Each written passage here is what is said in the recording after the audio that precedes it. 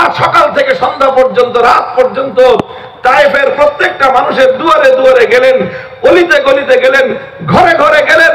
একটা মানুষ 1 মাসে কালেমা পড়বে তো দূরের কথা, কেউ আল্লাহর নবীর সঙ্গে সদাচরণটুকু পর্যন্ত করে নাই। বরং রাস্তায় রাস্তায়, তায়েফের পথে পথে নবীজির উপর পাথরের বৃষ্টি বর্ষণ হলো। মাথা থেকে পা পর্যন্ত সর্বাঙ্গ শরীর আমার নবীর রক্ত রঞ্জিত হলো। নবীজিকে হযরত আয়েশা রাদিয়াল্লাহু আনহা জিজ্ঞাসা করেছিলেন, ইয়া রাসূলুল্লাহ, ঈমানের জন্য, দ্বীনের জন্য তো আপনার জিন্দেগিতে আপনি অনেক কষ্ট স্বীকার করেছেন, সবচেয়ে বেশি কষ্ট আপনি কোন দিন পেয়েছিলেন? আমার নবীজি বলেছেন, যেদিন তায়েফে আমাকে সারাটা শরীর রক্তে রঞ্জিত করে দিয়েছিল। তায়েফের দুষ্ট বালকেরা আমাকে পাথর মারত, আর তাদের বয়স্ক লোকেরা এসে আমাদেরকে হাতে ধরে উঠিয়ে দিত, আর বালকদেরকে বলতো তোমরা পাথর বেরো না। আমরা যখনই আবার পথ চলা শুরু করতাম, ওই লোকগুলো যারা একটু আগে আমাদেরকে হাত ধরে উঠিয়ে বালকদেরকে বারণ করত, তারাই আবার পেছন দিক দিয়ে তাদেরকে উস্কানি দিত, আবার পাথর মারো। এইভাবে আমাদের সঙ্গে প্রহসন করা হয়েছে, এইভাবে আমাদেরকে নিয়ে ঠাট্টার বিদ্রুপ করা হয়েছে, এইভাবে আমাদের সঙ্গে তামাশা করা হয়েছে। রক্তে রঞ্জিত হয়েছি, মাথা থেকে পা পর্যন্ত রক্ত ঝরতে ঝরতে পায়ের চপ্পল আমার পায়ের নিচে আটকে গিয়েছে, আমি বেহুশ হয়ে জমিনের মধ্যে পড়ে গিয়েছি। সেই দিনটা ছিল আমার উপর আমার এই জীবনে সবচেয়ে নির্মম এবং বর্বর জুলুম এবং নির্যাতন সহ্য করার দিন। মুহতারাম হাজিরিন, বলতে চাই, তায়েফ থেকে আল্লাহ নবী ফিরে আসলেন, হতাশ হলেন যে তায়েফের লোক ঈমান কবুল করলো না, এই মেহনত করলাম, কোন সুফল আসলো না। এরপরেও কি আল্লাহ নবী পথ চলা বন্ধ করে দিলেন? নবী থমকে দাঁড়ালেন? তার মিশন স্থগিত করে দিলেন? না। হজের মৌসুম আসলো, আল্লাহ নবী ঘুরতে থাকলেন, নতুন কোন পয়গাম কারো কাছে পৌঁছানো যায় কিনা। আল্লাহ পাক রব্বুল আলামিন ইসলামের জন্য সৌভাগ্যের দুয়ার খুলে দিল। ইয়াসরিব থেকে 6 জন হাজী, 6 জন খাজরাজি লোক আল্লাহ পাক রব্বুল আলামিন মক্কায় পৌঁছে দিলেন হজের সফরে। রাসূল আকরাম সাল্লাল্লাহু আলাইহি ওয়াসাল্লামের সঙ্গে তাদের সাক্ষাৎ হয়ে গেল। আকাবা, মিনার ময়দানের আকাবায় নবীজি তাদের কাছে দ্বীনের দাওয়াত দিলেন। আলহামদুলিল্লাহ, 1 মাস মেহনত করে তায়েফে একটা মানুষকে কালেমা পড়াতে পারেন নাই, আর একটা আলোচনার মাধ্যমে এক মজলিসে ইয়াসরিবের 6 জন মানুষ ওই মজলিসে কালেমা পড়ে মুসলমান হয়ে গেলেন। নবীজি মক্কা থেকে হতাশ হয়ে তায়েফে গিয়েছেন, তায়েফ থেকে হতাশ হয়ে আবার মক্কায় ফিরে এসেছেন। দাওয়াতের মিশন বন্ধ করেন নাই, নিজের জীবনের মিশন বন্ধ করেন নাই, দিন নিয়ে পথ চলা তিনি রুদ্ধ করে দেন নাই। আল্লাহ পাক রব্বুল আলামিন তার এই ত্যাগ এবং কোরবানিতে রং দিয়েছেন এবং মদিনার দিকে ইসলাম যাত্রা শুরু করলো। বায়াতে আকাবা হলো। পরের বছর 6 জনের পরিবর্তে আরো নতুন মানুষ যুক্ত হয়ে 12 জন হলো। তারা বায়াত কবুল করলেন, নবীর হাতে হাত রেখে শপথ নিলেন। তৃতীয় বছর সেই 12 জনের থেকে সংখ্যা গিয়ে পৌঁছলো 70 জনে। আস্তে আস্তে ইসলাম মদিনার দিকে যাত্রা শুরু করলো। তারা প্রস্তাব করলেন নবীজিকে হিজরত করার। আল্লাহর নবী তাদের সঙ্গে কথা দিলেন। জিলহজ মাসে শপথ হলো যে ঠিক আছে, তোমরা মদিনায় আমার অনুকূল পরিবেশ কায়েম করো, মদিনায় ইসলামের অনুকূল পরিবেশ কায়েম করো, মদিনায় দ্বীনের অনুকূল পরিবেশ কায়েম করো, আমি তোমাদের মদিনাকে আমার জীবনের জন্য আমি অগ্রাধিকার দিব। আল্লাহর নবী জিলহজ, মুহররম, সফর, রবিউল আউয়াল মাসে মদিনা শরীফে হিজরত করলেন। সোনার মদিনায় চলে গেলেন। নবীজি ইতিহাসের বাক বদলকারী ঐতিহাসিক সিদ্ধান্ত নিলেন। এই হিজরত ছিল আমার নবীর জিন্দেগিতে এক তারিখী সিদ্ধান্ত। হিজরত ছিল আল্লাহ নবীর জিন্দেগিতে কিয়ামত পর্যন্ত আনেওয়ালা প্রত্যেকটি উম্মতের জন্য আল্লাহর দ্বীনের পথে অনুসরণীয় উসওয়ায়ে হাসানা, অনুসরণীয় সর্বোৎকৃষ্ট দৃষ্টান্ত। বলবেন হিজরতের মধ্যে কি আদর্শ, কি দৃষ্টান্ত? দেখেন, একদিকে পবিত্র মক্কা, আরেকদিকে মদিনা। এই দুটোকে এবার 2 পাল্লায় রেখে একটাকে আরেকটার সঙ্গে কম্পেয়ার করেন, তুলনা করেন। আপনি তুলনা করলে দেখতে পাবেন মক্কার মধ্যে বাইতুল্লাহ আছে, মদিনায় তখন একটা মসজিদও নাই। মক্কার মধ্যে মসজিদে হারাম আছে, মদিনায় তার বিপরীতে কিছুই নাই। মক্কায় মসজিদে বাইতুল্লাহর সঙ্গে হাজরে আসওয়াদ আছে, যেটাকে চুম্বন করলে জিন্দেগির গুনাহ মাফ হয়। মদিনায় কোনো হাজরে আসওয়াদ নাই, মক্কায় মাকামে ইব্রাহিম আছে, মদিনায় কিছু নাই। মক্কায় জমজমের কূপ আছে, মদিনায় কিছু নাই। মক্কায় আল্লাহর নবীর জন্ম থেকে 53 বছর পর্যন্ত জীবনের দীর্ঘ ইতিহাস এবং স্মৃতি আছে, মদিনায় কিছুই নাই। মক্কায় আল্লাহর নবীর সমস্ত পূর্বপুরুষদের স্মৃতি রয়েছে, বাপের কবর, মায়ের কবর, 14 পুরুষের কবর এই মক্কায়, মদিনায় তার কিছুই নাই। সব কিছু ছিল মক্কায়, মদিনায় কিছুই ছিল না। মক্কায় শুধু একটা জিনিস ছিল না, যেটা ছিল মদিনায়, সেটা হলো মক্কায় সব ছিল। বাইতুল্লাহ ছিল, হারামুল্লাহ ছিল, মাকাম ইব্রাহিম ছিল, হাজরে আসওয়াদ ছিল, নিজের জিন্দেগীর পূর্বপুরুষদের তারিখ আর ইতিহাস ছিল, স্মৃতি ছিল, অনেক কিছু ছিল, কিন্তু আল্লাহর দ্বীন কায়েমের অনুকূল পরিবেশ ছিল না। মদিনায় সেই জায়গায় কিছুই ছিল না, মদিনায় কিছুই ছিল না।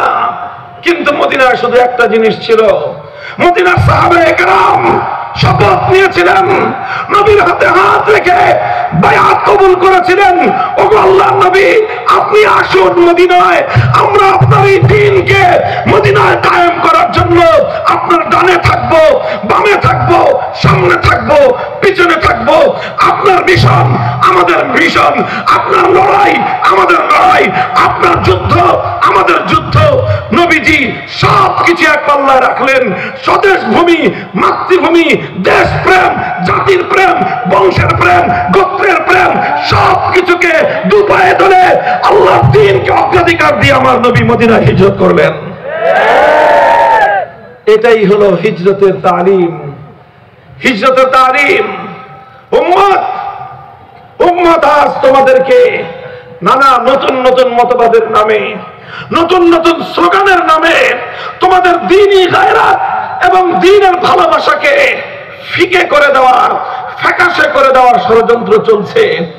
নানা রকম রাজনৈতিক মতবাদ, নানা রকম রাজনৈতিক স্লোগান, দেশপ্রেমের স্লোগান, অন্ধ জাতীয়তাবাদের স্লোগান, নানা রকম স্লোগানের অন্তরালে ইমানদারের ইমানকে দুর্বল করে দেওয়ার পায়ে তারা চলে।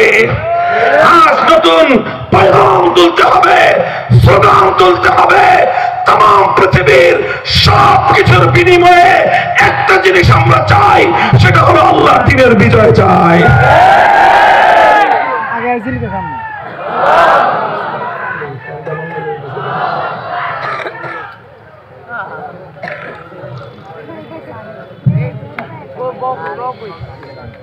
মুহতারাম হাজিরিন, ইতিহাস লম্বা আলোচনা করব না, শুধু নবীজির তারিখ এবং ইতিহাসের কয়েকটা ধাপ আমি আলোচনা করতে চাচ্ছি। আল্লাহ নবীর জীবন থেকে সেই বিষয়টার প্র্যাকটিক্যাল বাস্তবতা দেখানোর জন্য নবীজি হিজরত করে মদিনায় আসলেন। মদিনায় তখন 3 সম্প্রদায়ের বসবাস। নবীজি সহ যারা ঈমান গ্রহণ করেছেন, একত্ববাদী মুসলমান, সঙ্গে সেখানে আছে কিছু মুশরিক, মূর্তি পূজারী, পৌত্তলিকতাবাদী, আর সেই সঙ্গে মদিনায় থাকতো তখন ইহুদিরা। এই 3 জাতিকে নিয়ে আল্লাহর নবী মদিনার মধ্যে একটা শান্তি চুক্তি করলেন। 3 জাতির মধ্যে একটা চুক্তি সম্পাদিত হলো। সেই চুক্তির মূল রূপকার ছিলেন রাসূল আকরাম সাল্লাল্লাহু আলাইহি ওয়াসাল্লাম। সেই চুক্তির মূল কথাটাই ছিল, এখানে আমরা সকলে মিলেমিশে থাকবো, কেউ কারো উপর আক্রমণ করবে না, কেউ কারো দুশমনকে সহযোগিতা করবে না, কেউ কারো বিরুদ্ধাচরণ করবে না। ইতিহাসে যেটাকে মদিনা সনদ বলা হয়, সেই মদিনা সনদ স্বাক্ষরিত হলো। মদিনা সনদ স্বাক্ষরিত হওয়ায় মদিনায় শান্তি এবং নিরাপত্তা প্রতিষ্ঠিত হলো। আমার নবীর জিন্দেগিতেও নিরাপত্তা আসলো।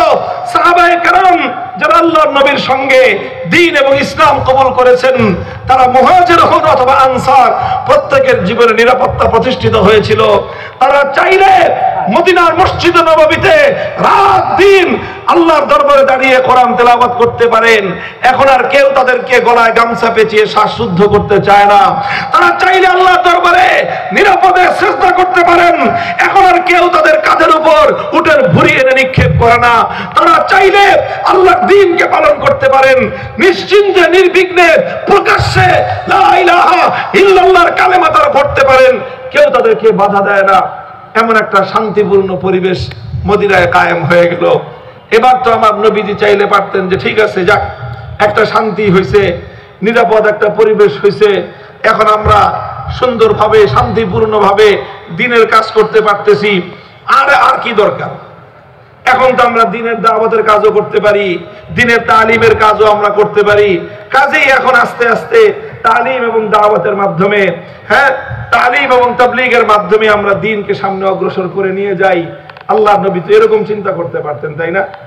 ইতিহাস পড়েন, সোনার মদিনায় নিরাপত্তা প্রতিষ্ঠিত হওয়ার পরে নবীজি এই মদিনায় গণ্ডিবদ্ধ অল্প একটু শহরের মধ্যে আল্লাহর দ্বীন মাহদুদ থাকুক, আল্লাহর দ্বীনকে এখানে নিরাপদ ভাবে পালন করতে পারবেন, এতটুকুর উপরে কি আল্লাহর নবী তৃপ্ত আর ক্ষান্ত ছিলেন?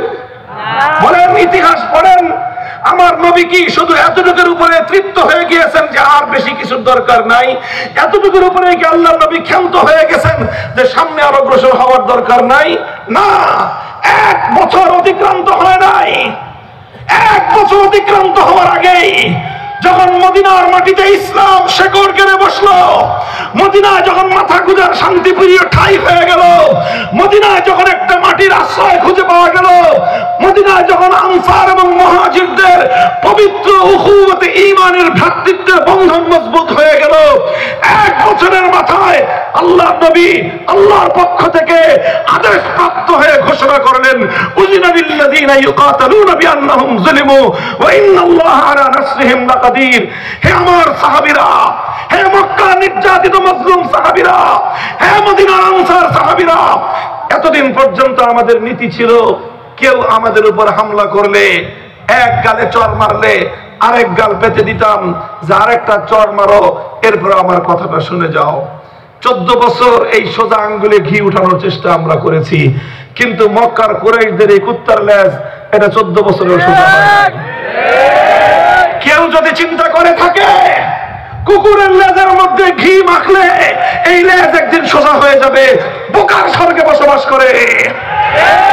কুকুরের লেজে তেল নয়, যদি আপনি 1000 টাকা মূল্যের ঘি মালিশ করতে থাকেন, কিয়ামত পর্যন্ত কুত্তার লেজে ঘি মাখতে পারবেন, কুকুরের লেজ কোনোদিন সোজা হবে না।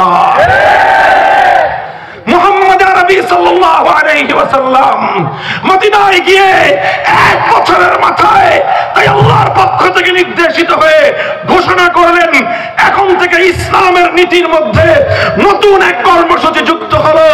এখন থেকে যদি কেউ মুসলমানদের উপর অন্যায়ভাবে হামলা চালায়, কোন মুমিনের উপর যদি অন্যায়ভাবে আক্রমণ করে, এতদিন আরেক গাল পেতে দিতাম। এখন থেকে কর্মসূচি হলো, যেই কালো হাত কোন ইমানদারের উপর আসবে, যেই কালো হাত কোন মুমিনকে আঘাত করতে আসবে, যেই কালো হাত কোন মুসলমানের অধিকার কেড়ে নিতে আসবে, এখন থেকে আর তাকে ছেড়ে দেওয়া হবে না, সেই কালো হাত ভেঙে গুড়িয়ে দেওয়া হবে।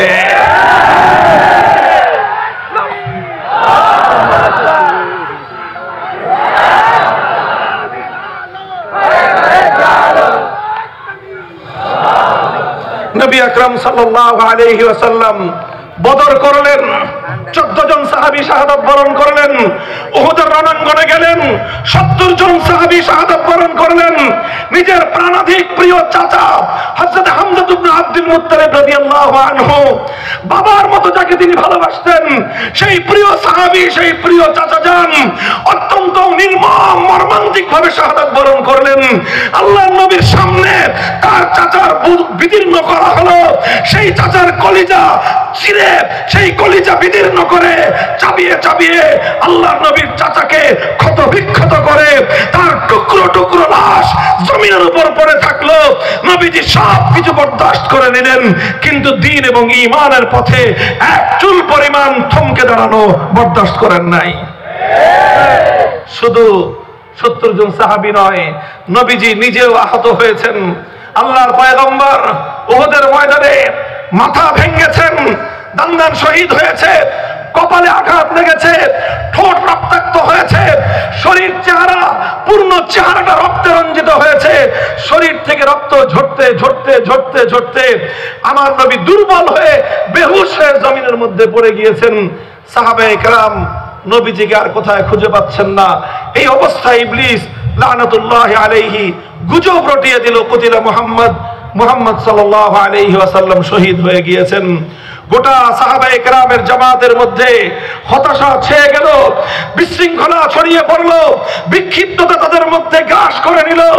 নবীজি আবার যখনই সামান্য একটু হুঁশ ফিরল, ইতিহাস লেখে, হাদিসের কিতাবগুলো লেখে, হযরতে মালিক ইবনে সিনান রাদিয়াল্লাহু আনহু সর্বপ্রথম নবীজিকে দেখলেন। নবীজি তখনও জমিনের মধ্যে শুয়ে আছেন, তখনও মাথা তুলে দাঁড়াবার মতো শরীরের মধ্যে শক্তি নাই, ততটুকু এনার্জি নাই। জমিনে শুয়ে শুয়ে তখনও আমার নবীর অস্ফুট কণ্ঠে তার দুঠোঁটের মধ্যখান দিয়ে উচ্চারিত হচ্ছে, ইলাইয়া ইবাদাল্লাহ, ইলাইয়া ইবাদাল্লাহ, ইলাইয়া ইবাদাল্লাহ। হে আমার সাহাবীরা, বিক্ষিপ্ত হয়ে যেও না, বিশৃঙ্খল হয়ে যেও না, ময়দান ছেড়ে চলে যেও না। আসো, আমাকে কেন্দ্র করে জড়ো হও, আমার কুফরের উপর হামলা চালাও, বেঈমানদের উপর আক্রমণ করো। আল্লাহ পাক বিজয় আমাদেরকেই দিবেন। মুহতারাম হাজিরিন, উহুদের জিহাদের শেষ প্রান্তে একটা বিস্ময়কর শিক্ষণীয় ঘটনা সংঘটিত হলো, একটা বিস্ময়কর তালিম সেই জিহাদের রণাঙ্গনে উহুদের ময়দানে আল্লাহ নবী উম্মতের জন্য কিয়ামত পর্যন্তের জন্য রেখে গেলেন। যুদ্ধ যখন শেষ প্রান্তে, কুরাইশদের সর্দার আবু সুফিয়ান মুসলমানদের জামাতকে লক্ষ্য করে, সেখানে নবীজিকে দেখা যাচ্ছে না, আবু বকর, ওমর, ওসমান, আলী রাদিয়াল্লাহু আনহুম কাউকে দেখা যাচ্ছে না। এই অবস্থায় আবু সুফিয়ান জোরে চিৎকার দিয়ে প্রশ্ন করলো, আফিল কওমে মুহাম্মদ, হে মুসলমান, তোমাদের মাঝে কি মুহাম্মদ বেঁচে আছে? আল্লাহর নবী সাহাবীদেরকে বারণ করলেন, বললেন, লা তুজিবুহু, কেউ কোনো জবাব দিও না, দেখি ও কি বলে। এরপরে আবু সুফিয়ান দ্বিতীয় প্রশ্ন করলো, আফিল কওমে ইবনু আবি কুহাফা, তোমাদের মাঝে কি আবু বকর বেঁচে আছে? মুহাম্মাদের ঘনিষ্ঠ সাথী, প্রথম সহচর সাল্লাল্লাহু আলাইহি ওয়াসাল্লাম। নবীজি এবারও বললেন, লা তুজিবুহু, এই কথারও জবাব দিও না। তৃতীয় প্রশ্ন করলো, আফিল কওমে ওমর, মুহাম্মদ সাল্লাল্লাহু আলাইহি ওয়াসাল্লামের দ্বিতীয় সহচর, তার দ্বিতীয় ঘনিষ্ঠ বন্ধু ওমর কি বেঁচে আছে? নবীজি তৃতীয় দফায় একই কথা বললেন, লা তুজিবুহু, জবাব দিও না, দেখি তার সে কি বলে। তখন সে আনন্দে উৎফুল্ল হয়ে চিৎকার দিয়ে উঠলো, ইন্না হাউলাই কাদ মাতু লাউ কানু আহইয়া লা আজাবু, তারা সব মারা গেছে, কারণ জীবিত থাকলে তারা আমার কথার জবাব দিত। নবীজি বললেন, দেখি ও আর কত দূর পর্যন্ত বলে। মুহতারাম হাজিরিন, তালিম, শিক্ষা হলো এই, সব কথার সব সময় জবাব দিতে হয় না, সব কথার সব সময়, সব কথার সব সময়। এই মাদ্রাসার ছাত্ররা খুব ভালো করে এই শিক্ষাটা গ্রহণ করো, সব কথার সব সময় জবাব দিতে। নবীজি বলেছেন জবাব দিও না, এই জবাব দেওয়ার কোনো দরকার নাই। এরপরের ঘটনা কি? এরপরে আবু সুফিয়ান আনন্দের আতিশয্যে সব মারা গেছে মনে করে সে উল্লাস প্রকাশ করলো। কিসের মাধ্যমে উল্লাস প্রকাশ করলো? একটা স্লোগান তুললো। কি স্লোগান? বললো, ও লো হুবাল। বুখারী শরীফের হাদিস পড়তেছি আমি, কোন নোবেল নাটকের গল্প না, ইতিহাসের কথা নয়, বুখারীর হাদিস। তখন আবু সুফিয়ান বলল, ও লো হুবাল, জয় হুবল। হুবলের জয়ধ্বনি দিল, হুবলের বরত্ব ঘোষণা করলো। এবার আমার নবী নিজেই বললেন, আজিবু, হে আমার সাহাবীরা, এবার আর নীরব থাকার সুযোগ নাই, এখন আর মুখ বন্ধ করে রাখা যাবে না, জবাব দাও। হযরত ওমর জিজ্ঞাসা করলেন, হুজুর, এতক্ষণ আপনি বারণ করেছিলেন জবাব দিতে, আমরা নীরব ছিলাম, এবার আপনিই বলতেছেন জবাব দিতে, আমরা জবাব দিব, তবে কি জবাব দিব? জবাবটা আপনি শিখিয়ে দেন। মা নাকুলু ইয়া রাসূলুল্লাহ। নবীজি এবার শিক্ষা দিলেন সাহাবায়ে কেরামকে, কুলু আল্লাহু আলা ওয়াজাল, কুলু আল্লাহু আলা ওয়াজাল। তোমরা তোমাদের সব শক্তিগুলো কণ্ঠে একত্রিত করে চিৎকার দিয়ে উহুদের এই পাহাড় পর্বত থরথর করে কাঁপিয়ে তুলে স্লোগান তোলো, আসমান জমিনের মধ্যে একমাত্র বড় কে?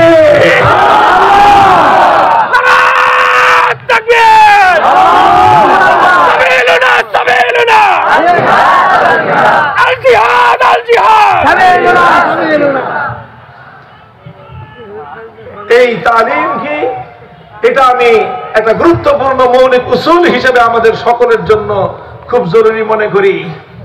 নবীজি বোঝালেন মুসলমান সব কথা বরদাস্ত করে নিতে পারে, মুমিন সব কথা শুনেও নীরব থাকতে পারে, মুমিন সব কথার জবাব দেওয়ার গরজ অনুভব করবে না, কিন্তু মুমিনের সামনে যখন কোন গায়রুল্লাহর পরত্বের স্লোগান উঠবে, ইমানদার তার অন্তরে এক আল্লাহর উপর বিশ্বাস টিকে আছে, সে কোনদিন গায়রুল্লাহর পরত্বের আওয়াজ শুনে নীরব থাকতে পারে না।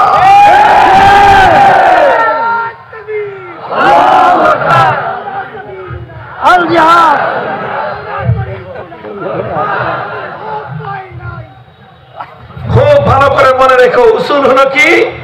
সব কথার জবাব দিতে নাই, কিছু কথার সময় নীরব থাকতে নাই। কি বললাম? সব কথার জবাব দিতে নাই, কিন্তু কিছু কিছু কথা আছে সেই কথার সময় নীরব থাকতে নাই, কিছু কিছু কথার সময় নীরব থাকতে নাই।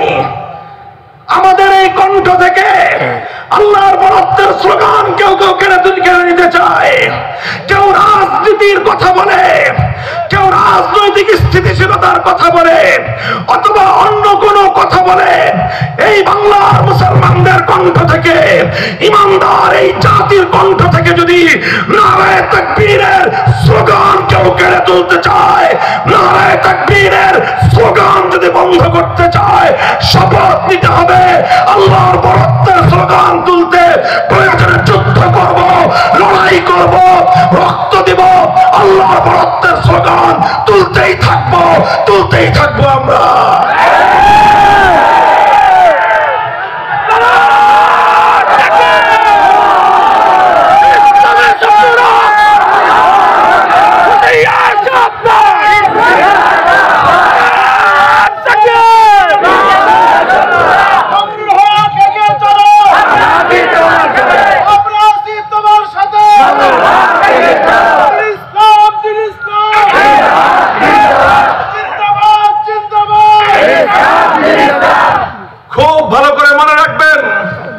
বাংলাদেশে এই বিগত সময়টায় এমন একটা তৎপরতা আমরা আশঙ্কা করছি, এক সময় যারা নারায়ে তাকবীর আল্লাহু আকবারের স্লোগান নিয়ে রাজনীতিতে নেমেছিল, যারা বাংলাদেশের মানুষের হৃদয় জয় করেছিল নারায়ে তাকবীর আল্লাহু আকবারের স্লোগান দিয়ে, এবং আল্লাহু আকবারের নামে, বিসমিল্লাহর নামে যারা বাংলার মাটিতে তাদের রাজনীতির ভিত তৈরি করেছে, এবার এই গাছ বড়সড় হওয়ার পর এখন তাদের অনেকের কাছে নারায়ে তাকবীর আল্লাহু আকবারের স্লোগান শুনলে কানে চুলকায়। হুঁশিয়ার করে দিয়ে বলতে চাই, খবরদার, খবরদার, আমরা কারো বিপক্ষে অবস্থান নিতে চাই না, কিন্তু মনে রেখো যারা আল্লাহু আকবারের স্লোগানের বিরুদ্ধে অবস্থান নিবে, আমরা শুধু তোমাদের বিপক্ষে অবস্থান নয়, তোমাদের বিপক্ষে যুদ্ধের ময়দানে আমাদেরকে হাজির পাবে।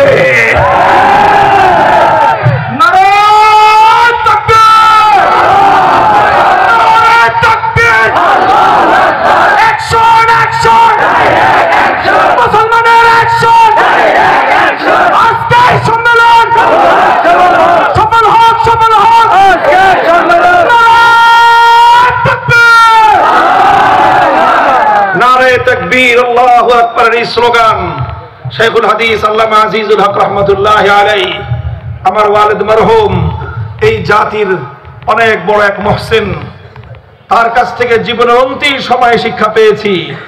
দেখেছি ব্যক্তির স্লোগান দিলে, শেখুল হাদিস জিন্দাবাদ বললে তার মুখটা মলিন হয়ে যেত। বলতো শেখুল হাদিস জিন্দাবাদ বলে লাভ কি? তোমরা যতই জিন্দাবাদ বলো, শেখুল হাদিস চিরদিন জিন্দা থাকবে না। আজ আমি তোমাদেরকে বলি, মামুনুল হক জিন্দাবাদ বলে লাভ নাই। তোমরা যতই জিন্দাবাদ বলো, আজ আমি আছি, কাল আমি থাকবো না।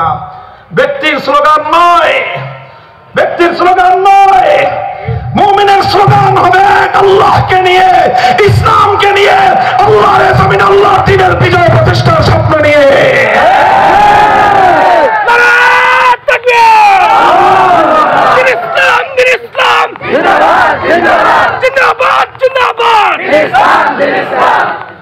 উহুদ গেল, খন্দক গেল, 3000 সাহাবায়ে কেরামকে দিয়ে আল্লাহর নবী দিনের পর দিন পেটে পাথর বাঁধলেন। ইতিহাস তোমরা পড়ো, আমার নবী উহুদের ময়দানে দান্দান মুবারক শহীদ হওয়ার পর, নিজের মাথা ভেঙে যাওয়ার পর, 70 জন সাহাবী শাহাদাত বরণ করার পর, ঘরে ঘরে সাহাবায়ে কেরাম আহত, নিহত, ক্ষত বিক্ষত হওয়ার পর নবীজি বলেন নাই অনেক হয়েছে এবার ক্ষান্ত দেই? বলেছেন না। কথা একটাই ছিল, যে পথে আমাদের ভাইয়েরা জীবন দিল সেই পথে হয় আমরা জীবন দিব, না হয় উদ্দেশ্য সাধন করব। সামনে অগ্রসর হলেন। খন্দকের রণাঙ্গনে নবীজি পাঠে পেটে পাথর বাঁধলেন। খাবার নাই, অভাব, অনটন, আহার নাই, খাদ্যের ব্যবস্থা নাই, সবকিছু হাসি মুখে বরণ করে নিলেন। নবীজি সাহাবায়ে কেরামকে উদ্দীপিত করলেন, আল্লাহুম্মা লা আইশা ইল্লা আইশুল আখিরাহ ফাগফিরিল আনসার ওয়াল মুহাজিরা। হে আল্লাহ, তুমি দেখছো আমরা সব ক্ষুধা, যাতনা, কষ্ট, ক্লেশ সব সহ্য করে নিচ্ছি হাসি মুখে, শুধুমাত্র তোমার দ্বীনকে জিন্দা করার জন্য। পেটে পাথর বাঁধলেন। খন্দকের যুদ্ধে ঐতিহাসিক বিজয় আসলো। নবীজি উহুদ, বদর, উহুদ, খন্দক, কুরাইশদের সঙ্গে একটার পর একটা যুদ্ধ করে কুরাইশদের শক্তির কোমর ভেঙে দিলেন। এদিকে পবিত্র মদিনায় 3টা সম্প্রদায় ছিল ইহুদির, বনু কাইনুকা, বনু নজির, বনু কুরাইজা। একটা সম্প্রদায় গাদ্দারি করলো, আল্লাহর নবী তাদেরকে শাস্তি দিলেন।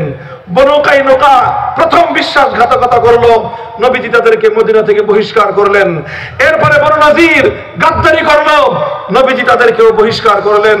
5ম হিজরিতে খন্দকের যুদ্ধের সময়, সবচেয়ে কঠিন সময়ে সবচেয়ে ভয়াবহ বিশ্বাসঘাতকতা করলো বনু কুরাইজা।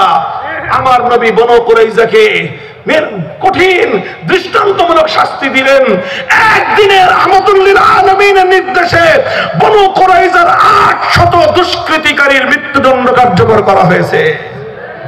কয়শো? 800 বনু কুরাইজার দুষ্কৃতিকারী, গাদ্দার, বিশ্বাসঘাতকের মৃত্যুদণ্ড কার্যকর করা হয়েছে একদিনে। ইতিহাস প্রমাণ করে, আমার নবীর সিরাতের অন্যতম গুরুত্বপূর্ণ শিক্ষা হলো, মুসলমান সব অপরাধ ক্ষমা করে, গাদ্দারির অপরাধ ক্ষমা করে না।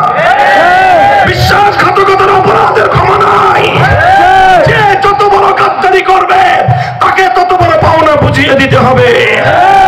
যদি তুমি গাদ্দারকে প্রশ্রয় দাও, বিশ্বাসঘাতককে যদি তুমি ক্ষমা করো, এই গাদ্দার বিশ্বাসঘাতক পিঠের পিছন থেকে এসে তোমাকে ছোবল মারবে। মুহতারাম হাজিরিন, গেল সোনার মদিনা, ইহুদি শূন্য হয়ে গেল, সব খালি। মদিনায় কোনো পৌত্তলিক নাই, মদিনায় কোনো ইহুদি নাই, শতভাগ কালেমা পড়নেওয়ালা মুসলমান। মা বাইনা আইরিন ইলা সাউরিন ওয়া মা বাইনা লাবাতাইল মদিনা, মদিনার 2 প্রান্তের মধ্যবর্তী ভূখণ্ডে শুধুমাত্র একটাই নাম, একটাই কালিমা, লা ইলাহা ইল্লাল্লাহু মুহাম্মাদুর রাসূলুল্লাহ সাল্লাল্লাহু আলাইহি ওয়াসাল্লাম। আমার নবী তো চিন্তা করতে পারতেন, ঠিক আছে মদিনা পূর্ণটাই ইসলাম কায়েম হয়ে গেছে, ইসলামী হুকুমত বাস্তবায়িত হয়ে গেছে, একটা রাষ্ট্র পেয়ে গেছি, এবার থেমে যাই নাকি? কি বলেন? নবীজি এরপরে ক্ষান্ত হয়ে গেলেন। আমার নবী 7ম হিজরিতে 1400 সাহাবায়ে কেরাম নিয়ে উমরা করার জন্য মক্কার দিকে রওনা হলেন। মক্কার উপকণ্ঠ হুদাইবিয়ায় যখন এসে পৌঁছলেন, মক্কার কুরাইশরা বাধা দিল, বলল কোনো উপায়ে আপনাকে মক্কায় ঢুকতে দিব না। নবীজি নম্র ভাষায় কথা বললেন, আমরা উমরা করতে এসেছি, ইহরাম করে এসেছি, উমরা করব, তাওয়াফ করব, আবার মদিনায় ফিরে যাব, আমাদেরকে বাধা দিও না। কুরাইশরা বলল কোনোভাবেই আমরা ঢুকতে দিব না।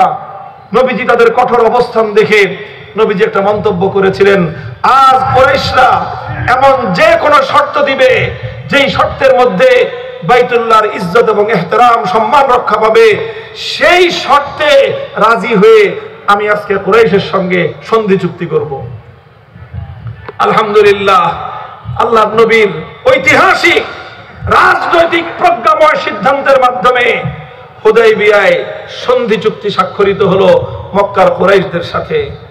হুদাইবিয়ার সন্ধি চুক্তি আমি আমার তালেবে ইলম ভাইদেরকে বলি, যারা বিশেষ করে সরেজামি, সরেবেকা থেকে উপরে সকল তালেবে ইলমরা, হুদায়বিয়ার সন্ধির রাজনৈতিক তাৎপর্য গভীর দৃষ্টিতে মনোযোগ দিয়ে মুতালা করতে হবে, পড়তে হবে। হুদায়বিয়ার সন্ধির মাধ্যমে নবী আকরাম সাল্লাল্লাহু আলাইহি ওয়াসাল্লামের রাজনৈতিক দূরদর্শিতার প্রমাণ পাওয়া যায়, আমার নবীর রাজনৈতিক দক্ষতার প্রমাণ পাওয়া যায়, রাজনৈতিক গভীর দৃষ্টিভঙ্গির পরিচয় পাওয়া যায়। আমার নবীর রাজনৈতিক নেতৃত্বের বিকাশ ঘটেছিল এই হুদায়বিয়ার ঐতিহাসিক সন্ধির মাধ্যমে। রাসূল আকরাম সাল্লাল্লাহু আলাইহি ওয়াসাল্লাম হুদায়বিয়ার এই সন্ধির মাধ্যমে মক্কার কুরাইশদের সঙ্গে কিছুদিনের জন্য শত্রুতাকে একটু ধামাচাপা দিয়ে রাখলেন। সঙ্গে সঙ্গে আরবের বিস্ফোরক হিসেবে খ্যাত খায়বারে ইহুদিদের আড্ডাখানায় হামলা করলেন এবং পুরো আরব ভূমি থেকে ইহুদিদের সর্বশেষ আড্ডাখানা খায়বার থেকে ইহুদিদেরকে উৎখাত করলেন। এবং শুধু মক্কা মদিনা নয়, গোটা আরব ভূমি ইহুদিদের আড্ডাখানা থেকে পবিত্র এবং মুক্ত করলেন। এরপরে রোম এবং পারস্য সম্রাট সহ পৃথিবীর সকল বড় বড় রাজা বাদশাদের দরবারে ইসলামের দাওয়াত পৌঁছে দিলেন। এভাবে হুদায়বিয়ার ঐতিহাসিক সন্ধির মাধ্যমে আল্লাহর নবী অভূতপূর্ব বিজয় অর্জন করলেন। যদিও হুদায়বিয়ার সন্ধির মধ্যে বাহ্যিকভাবে দেখা যাচ্ছিল এখানে মুসলমানরা নত হয়েছে, বাহ্যিকভাবে দেখা যাচ্ছিল মুসলমানদের স্বার্থ রক্ষা হয় নাই, বাহ্যিকভাবে দেখা যাচ্ছিল মুসলমানদের ক্ষতি হয়েছে, মুসলমানরা দিয়েছে বেশি নিয়েছে কম। বাহ্যিকভাবে দেখা যাচ্ছিল সাহাবায়ে কেরাম হুদায়বিয়ার সন্ধি সহজে মেনে নিতে পারেন নাই। ইতিহাস প্রমাণ করে সাহাবায়ে কেরামের আশঙ্কা সঠিক ছিল না, বরং আল্লাহর নবীর সিদ্ধান্তই সঠিক ছিল। এই জন্য হুদায়বিয়ার সন্ধি কার্যকর হওয়ার সঙ্গে সঙ্গেই আল্লাহ পাক কোরআনে কারীমের সূরাতুল ফাতহ নাযিল করলেন। আয়াত নাযিল হলো ইন্না ফাতাহনা লাকা ফাতহাম মুবিনা। আল্লাহ বলে দিলেন, হে দুনিয়ার মানুষ, তোমরা মনে করছো হুদায়বিয়ার প্রান্তরে সন্ধি চুক্তি স্বাক্ষরিত হয়েছে, আমি আল্লাহ মুহাম্মদ আরবি সাল্লাল্লাহু আলাইহি ওয়াসাল্লামের এই ঐতিহাসিক সিদ্ধান্তের প্রতি আমার সমর্থন ব্যক্ত করে আমি ঘোষণা করলাম, হুদায়বিয়ার রণাঙ্গনে শুধু সন্ধি চুক্তি স্বাক্ষরিত হয়নি, বরং আল্লাহ তোমাদের জন্য ঐতিহাসিক বিজয়ের দুয়ার খুলে দিয়েছেন। কাজেই হুদায়বিয়ার সন্ধি রাজনৈতিক প্রকার সিদ্ধান্ত, হুদায়বিয়ার সন্ধি আমার আল্লাহর নবীর রাজনৈতিক নেতৃত্বের বিকাশ। হুদায়বিয়ার সন্ধির মাধ্যমে আল্লাহর নবী মুহাম্মদুর রাসূলুল্লাহ সাল্লাল্লাহু আলাইহি ওয়াসাল্লামের রাজনৈতিক দূরদর্শিতার পরিচয় পাওয়া যায়। এখান থেকে আমি উলামায়ে কেরামের মজমা একটা কথার দৃষ্টি আকর্ষণ করতে চাই।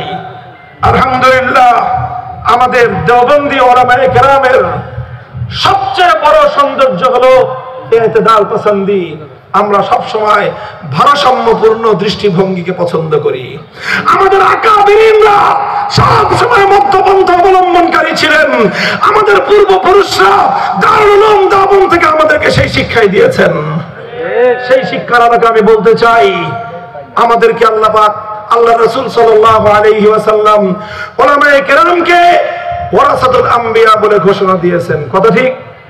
ওয়ারাসাতুল আম্বিয়া মানে কি বলেন? আম্বিয়ায়ে কেরামের ওয়ারিস, আরেক ভাষায় আমরা বলি নায়েবে নবী। আম্বিয়ায়ে কেরামের বিরাসতটা কি?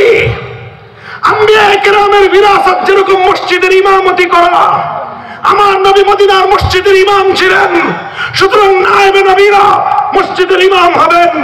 আল্লাহর নবী উম্মতের মুআল্লিম ছিলেন, শিক্ষক ছিলেন, সুতরাং নায়েবে নবী উলামায়ে কেরাম উম্মতের শিক্ষক হবেন। শুধু ইমামতের শিক্ষকতা নয়, আমার নবী উম্মতকে নিয়ে জিহাদের রণাঙ্গনে গিয়েছেন। সেখানে কমান্ডার ইন চিফ হিসেবে তিনি মুজাহিদিনদেরকে নেতৃত্ব দিয়েছেন। উম্মতের উলামায়ে কেরামকেও জিহাদের রণাঙ্গনে আল্লাহর নবীর কমান্ডার ইন চিফ ভূমিকা পালন করারও নিয়ামত এবং উত্তরাধিকারের দায়িত্ব পালন করতে হবে। সেই সঙ্গে আম্বিয়ায়ে কেরামের বিরাসত এবং তাদের উত্তরাধিকারের মধ্যে অত্যন্ত বড় একটা অংশ হলো সিয়াসি কিয়াদত, রাজনৈতিক নেতৃত্ব। কি বললাম? রাজনৈতিক নেতৃত্ব।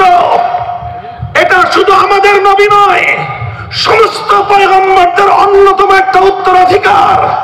যারা নিজেদেরকে আম্বিয়ায়ে কেরামের উত্তরাধিকার বলে আমরা বিশ্বাস করি, যারা আমরা নায়েবে নবী হিসেবে নিজেদেরকে পরিচয় দিতে গর্ববোধ করি, যারা ওয়ারাসাতুল আম্বিয়া হিসেবে উলামায়ে কেরামকে মান্য করি, সকলের জন্য একই কথা, আম্বিয়ায়ে কেরামের বিরাসত, আম্বিয়ায়ে কেরামের উত্তরাধিকারের মধ্যে অন্যতম গুরুত্বপূর্ণ একটা পাঠ হলো রাজনৈতিক নেতৃত্ব।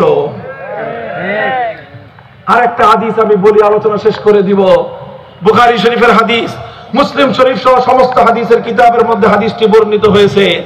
এজন্য বলতেছি কারণ রাজনীতি কথা শুনলেই আমরা অনেকে আমাদের মধ্যে সংকোচন সৃষ্টি হয়ে যায়। আমরা মনে করি রাজনীতি আলেমদের জন্য না, আমরা মনে করি রাজনীতি আলেমদের দায়িত্ব নয়। এটা একটা ভুল ধারণা, এটা একটা মূর্খতাপূর্ণ ধারণা। বুখারীর হাদিস, কানাত বনু ইসরাঈল তাসুসুহুমুল আম্বিয়া কুল্লামা হালাকা নাবিয়্যুন খালাফাহু আখার ওয়ালা নাবিয়্যা বাদি। আল্লাহর নবী বলেছেন, আমাদের পূর্বে, আমার পূর্বে দুনিয়াতে আল্লাহ পাক যাদেরকে নবী বানিয়ে পাঠাতেন, তাসুসুহুম সাসায়াসুসু মিনাস সিয়াসাতি, সিয়াসাতুন শব্দ থেকেই মাখুজ, এটা বের হয়েছে। তাসুসুহুমুল আম্বিয়া, আমার পূর্বের নবীরা তাদের কওমের রাজনৈতিক নেতৃত্ব দিতেন। আম্বিয়ায়ে কেরাম শুধু ধর্মীয় নেতৃত্ব দিতেন না, যে আম্বিয়ায়ে কেরাম মসজিদে ইমামতের মাধ্যমে নামাজের নেতৃত্ব দিতেন, যে আম্বিয়ায়ে কেরাম উম্মতকে মাসালা শেখানোর মাধ্যমে তাদেরকে ধর্মীয় নেতৃত্ব দিতেন, যে আম্বিয়ায়ে কেরাম তালিমের মাধ্যমে শিক্ষার নেতৃত্ব দিতেন, যে আম্বিয়ায়ে কেরাম তাজকিয়ার মাধ্যমে খানকাহের নেতৃত্ব দিতেন, সেই আম্বিয়ায়ে কেরাম সিয়াসতের মাধ্যমে রাজনৈতিক নেতৃত্ব জাতিকে দিতেন। তাসুসুহুমুল আম্বিয়া শব্দটা সিয়াসাতুন থেকে এসেছে। সিয়াসাত শব্দের অর্থ কি বলেন? রাজনীতি। আম্বিয়ায়ে কেরাম রাজনৈতিক নেতৃত্ব দিতেন। কুল্লামা হালাকা নাবিয়্যুন খালাফাহু আখার, এক নবী চলে গেলে আরেক নবী আসতেন। এভাবে আস্তে আস্তে আমি সর্বশেষ নবী এসেছি এবং আল্লাহর পক্ষ থেকে মনোনীত সর্বশেষ রাজনৈতিক নেতৃত্বের দায়িত্ব পালনকারী হিসেবে আমি এসেছি। ওয়ালা নাবিয়্যা বাদি, আমার পরে আর কোন নবী আসবে না। তাহলে এই রাজনৈতিক নেতৃত্ব যাবে কোথায়? এই রাজনৈতিক নেতৃত্ব নবীদের উত্তরাধিকার হিসেবে কারা দিবে? ওয়াসায়াকুনু খুলাফা, আমার পরে আমার খলিফারা রাজনৈতিক নেতৃত্ব দিবে। কারা হবে খলিফা? নবীর পরে প্রথম খলিফা ছিলেন আবু বকর সিদ্দিক রাদিয়াল্লাহু আনহু, উম্মতের সবচেয়ে বড় আলেম, উম্মতের রাজনৈতিক নেতা। আবু বকরের পরে উম্মতের সবচেয়ে বড় আলেম ওমর ফারুক, উম্মতের রাজনৈতিক নেতা। ওমর ফারুকের পরে উম্মতের সবচেয়ে বড় আলেম ওসমান গনি, উম্মতের রাজনৈতিক নেতা। ওসমান গনির পরে উম্মতের সবচেয়ে বড় আলেম আলী মুর্তজা, উম্মতের রাজনৈতিক নেতা। কাজে এই জন্য বলতে চাই, উম্মতের উলামায়ে কেরামকে রাজনৈতিক নেতৃত্ব সামাল দিতে হবে। যদি রাজনৈতিক নেতৃত্ব সামাল দিতে আমরা ব্যর্থ হই, আম্বিয়ায়ে কেরামের পরিপূর্ণ ওয়ারাসাত আল্লাহর জমিনের মধ্যে হেফাজত করা যাবে না। দেখেন, আমি 31 বছর আগে দাওরায়ে হাদিস ফারেগ হয়েছি। তখন আমাদের সময়ে বাংলাদেশে আমরা বোর্ড পরীক্ষা দিয়েছি, এই 4-5 হাজার ছাত্র, সারা দেশে 5-7 হাজার দাওরায়ে হাদিস ফারেগ হতো। গত বছর হায়াতুল উলিয়ায় দাওরায়ে হাদিস পরীক্ষার্থী ছিল প্রায় 35,000। ইনশাআল্লাহ এই বছর হবে 40,000, আগামী বছর হবে 50,000। বছর বছর 10,000 বা 20,000 করে বেড়ে উইদিন 5 ইয়ার্স ইনশাআল্লাহ আমাদের কওমি মাদ্রাসার উলামায়ে কেরামের সংখ্যা পার ইয়ার প্রতি বছর লক্ষাধিক হবে ইনশাআল্লাহ।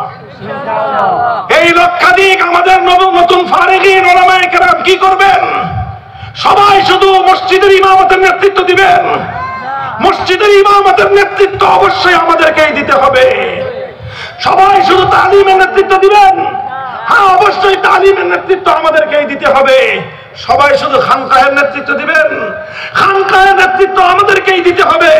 তাবলীগের নেতৃত্ব আমাদেরকেই দিতে হবে। তবে লক্ষাধিক আমাদের যে সকল সন্তান, প্রায় 8 লক্ষ, আজ জাতির দায়িত্ব পালন করবার জন্য, আম্বিয়ায়ে কেরামের উত্তরাধিকারের দায়িত্ব পালন করার জন্য প্রায় 8 লক্ষ যেই সকল নবীন আলেম কর্ম ময়দানে নামছেন, তাদের একটা উল্লেখযোগ্য অংশ রাজনৈতিক নেতৃত্ব দেওয়ার জন্য প্রস্তুত থাকা দরকার।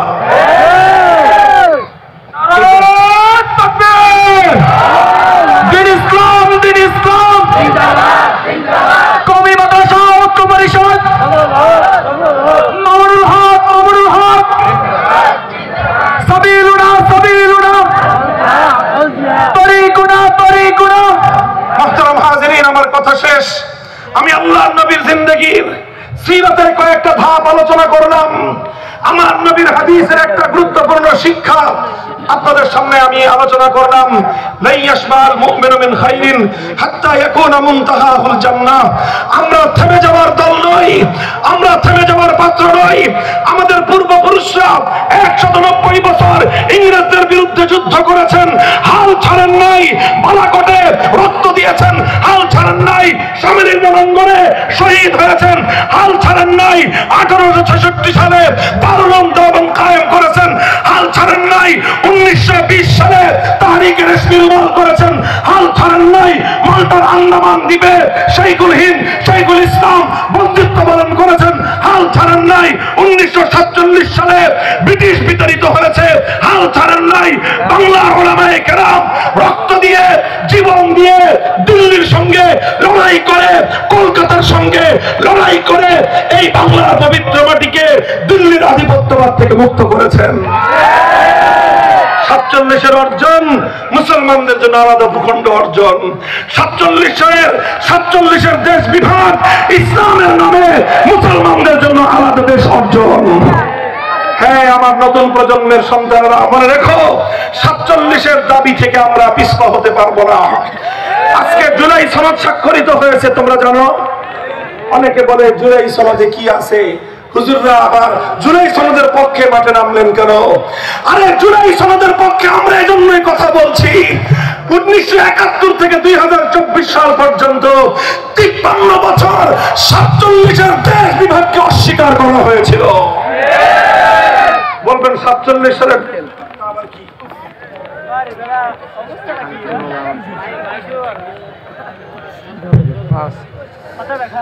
47 সালের দেশ বিভাগটা কি? 47 সালের দেশ বিভাগটা পরিষ্কার। জাতি, দুই জাতি, দ্বিজাতি তত্ত্বের ভিত্তিতে 47 সালে দেশ বিভক্ত হয়েছিল। মুসলমানরা বলেছিল আমরা একটা ভূখণ্ড চাই যেখানে অন্য কোন মতবাদ বাস্তবায়িত হবে না, কোন ইজম চলবে না। সেখানে আল্লাহ পাকের পক্ষ থেকে প্রদত্ত শরীয়তে ইসলাম, ইসলামী শরীয়তের ভিত্তিতে রাষ্ট্র চলবে, কোরআনের সংবিধান কায়েম হবে, নিজামে ইসলাম বাস্তবায়ন হবে। এর নাম হলো 47। আলহামদুলিল্লাহ, বাংলাদেশের স্বাধীনতার 54 বছর পরে এসে আজ ঐক্যমতের ভিত্তিতে সব রাজনৈতিক দল বাধ্য হয়েছে জুলাই সনদে স্বাক্ষর করতে। সেই জুলাই সনদের মধ্যে 1947 সালের দেশ বিভাগকে বাংলাদেশের আগামী দিনের অন্যতম মাইল ফলক হিসেবে প্রমাণ করা হয়েছে, স্বীকৃতি প্রদান করা হয়েছে। জুলাই সনদের মধ্যে 2013 সালে শাপলা চত্বরে নবী প্রেমিক তৌহিদি জনতা, নবী প্রেমিক হেফাজতে ইসলাম, আলেম ওলামাদের অক্লান্ত ত্যাগ এবং কোরবানির বদৌলতে অর্জিত বিজয় এবং শাহাদাতের স্বীকৃতি প্রদান করা হয়েছে জুলাই সনদে। কাজে এই জন্য আমি রাজনীতির কথা বলবো না, তবে এই কথা আমাকে অবশ্যই বলতে হবে। ফেব্রুয়ারিতে যদি নির্বাচন হয়, আর সেই নির্বাচনের সাথে যদি গণভোট হয়, জুলাই সনদের গণভোট যদি হয়, বাংলার প্রতিটি মানুষকে হাতে ধরে পায়ে ধরে তাদেরকে কথার প্রতি ক্যাম্পেইন করতে হবে। যে কোনো মূল্যেই জুলাই সনদকে হা মাত্রে হা বাম বাক্সে ভোট দিয়ে জুলাই সনদকে জয়যুক্ত করতে হবে। এটার জন্য আমাদেরকে ঐতিহাসিক দায়িত্ব পালন করতে হবে। প্রস্তুত থাকবেন ইনশাআল্লাহ। আমি বলছিলাম 47-এ দেশ বিভক্ত হলো, আলেম ওলামা বসে থাকেন নাই। 71-এ মুক্তিযুদ্ধ হলে বসো বসো এখানে আসল মাইক ঠিক করতে হবে। 71 সালে মুক্তিযুদ্ধে বিজয় অর্জন হয়েছে। আলেম সমাজ বসে থাকে নাই, জুলুম নির্যাতন সহ্য করেছে, কারাগারের অন্ধকার প্রকোষ্ঠ বরদাস্ত করেছে। বছরের পর বছর, দিনের পর দিন আমরা কারাগারের অন্ধকার প্রকোষ্ঠে সীমাহীন জুলুম নির্যাতন সহ্য করেছি, বর্বরতম আচরণ সহ্য করেছি, অসম্মান, অপমান, লাঞ্ছনার গ্লানি আমরা বরদাস্ত করে নিয়েছি। কিন্তু আল্লাহর কসম খেয়ে বলি, দেশ জাতি ইসলামের প্রশ্নে স্বৈরাচারীর সামনে মাথা নত করি নাই। আমাদের পূর্বপুরুষদের থেকে আমাদের পর্যন্ত অব্যাহত এই ইতিহাস, ধারাবাহিক এই ইতিহাস। 2013 সালে আমাদের ওলামায়ে কেরাম নেতৃত্ব দিয়েছিল নবী প্রেমিক তাওহীদি জনতা 2013 সালে রক্ত আর জীবন দিয়েছিল। 2021 সালে নরেন্দ্র মোদী মুসলমানদের নরঘাতক মোদী বিরোধী আন্দোলনে জীবন আর রক্ত দিয়েছিল বলেই 24 জুলাইয়ের বিপ্লবের ভিত তৈরি হয়েছিল। 24 জুলাইয়ের বিপ্লবে দেশকে রক্ষা করার জন্য, জুলুমের বিরুদ্ধে মোকাবেলা করার জন্য, অন্যায়ের বিরুদ্ধে ফ্যাসিবাদকে মোকাবেলা করার জন্য 100-এর উপর আলেম এবং মাদ্রাসার ছাত্ররা জীবন দিয়েছে। অথচ এই আন্দোলনে সম্প্রদায় হিসেবে কওমি মাদ্রাসার আলেম ওলামাদের ছাত্রদের কোনো স্বার্থ জড়িত ছিল না। যখন আমাদের ছাত্ররা মাঠে নামলো, সাংবাদিকরা, প্রশাসনের লোকেরা জিজ্ঞাসা করে, আন্দোলন চলছে, কোটা বিরোধী আন্দোলন, এই কওমি মাদ্রাসার ছাত্র তোমরা নামছো কেন? তোমাদের তো চাকরি নাই, আবার কোটা কি? তোমরা তো চাকরি পাও না, কওমি সমাজে তো কোনো সরকারি চাকরি নাই, তো কোটা থাকলেই কি, কোটা না থাকলেই কি, তোর কি বেটা? আলহামদুলিল্লাহ আমাদের ছেলেরা জবাব দিয়েছিল, আমরা কওমি মাদ্রাসায় স্বার্থবাদিতার শিক্ষা হাসিল করি না, নিজেদের স্বার্থ উদ্ধারের জন্য আমরা মাঠে নামি নাই, আমরা মাঠে নেমেছি জুলুমের মোকাবেলা করবার জন্য। তোমরা আমাদের ভাই, যে সকল ভাইয়েরা ভার্সিটিতে পড়ে ওরা আমাদের ভাই, কলেজে পড়ে আমার ভাই, স্কুলে পড়ে আমার ভাই, আলিয়া মাদ্রাসায় পড়ে আমার ভাই। আমার ভাইদের বুকগুলোকে জুলুম করে, অন্যায় করে, বুলেটের আঘাতে ঝাঁঝপা করেছো। আমার ভাইয়ের রক্তের বদলা নেওয়ার জন্য আমরা মাঠে নেমেছি।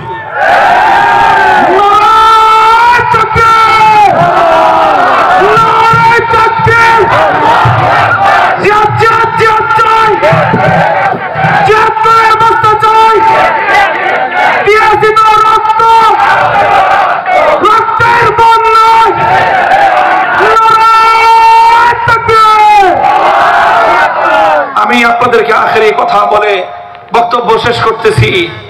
আল্লাহর পয়গম্বরের জিন্দেগীর উসুল, নবী সিরাতুন নবীর অন্যতম মৌলিক নীতিমালা হলো, যতক্ষণ পর্যন্ত চূড়ান্ত গন্তব্য পর্যন্ত না পৌঁছি ততক্ষণ পর্যন্ত আমাদের থেমে যাওয়ার সুযোগ নাই, তৃপ্ত হওয়ার সুযোগ নাই, পেছন ফিরে তাকাবার সুযোগ নাই।